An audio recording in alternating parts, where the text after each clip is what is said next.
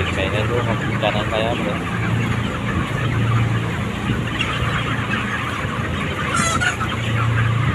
เป็นรูปของเร็ว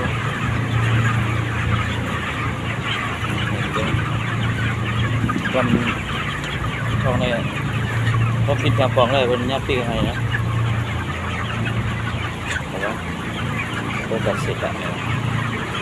ก็ขยันของก็ผมไปวิดีโอเขาถ่ายรูปเอานะอยากนะ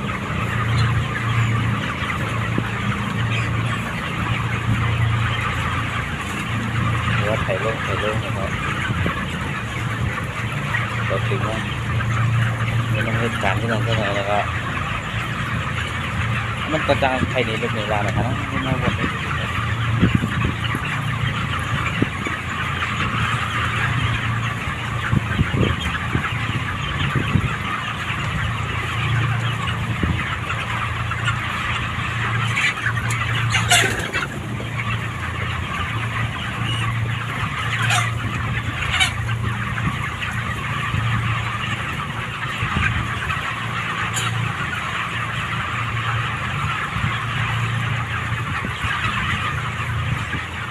สวัสดีครับทุกคน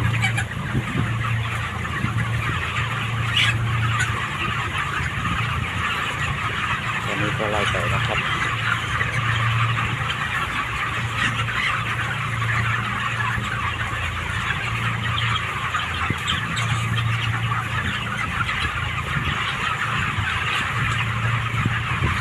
กินข้าวเสร็จแล้วก็มาไล่ไก่ให้ไก่โตๆก็ไม่มีอะไรทำครับ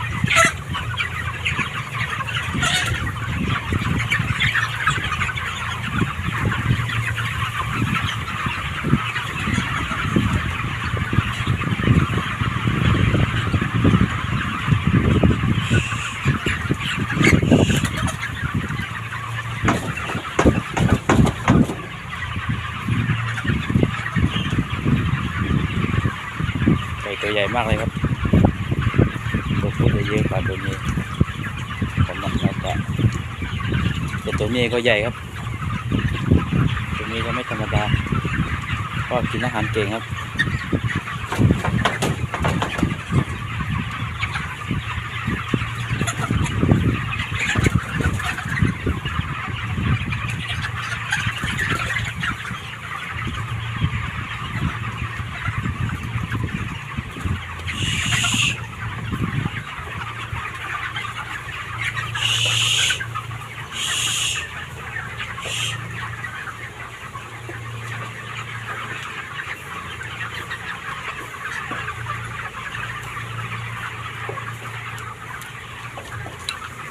ไป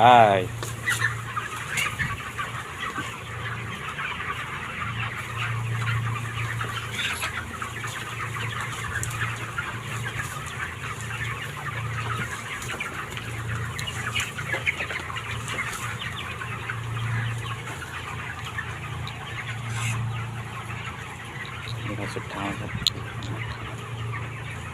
ขอบคุณครับทุกคนสวัสดีครับ